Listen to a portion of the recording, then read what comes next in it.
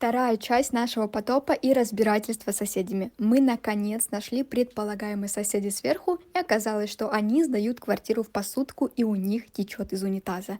Соседи не хотели прекращать аренду, и нам удалось кое-как договориться с ними. Сейчас мы работаем с управляющей компанией, готовим акт.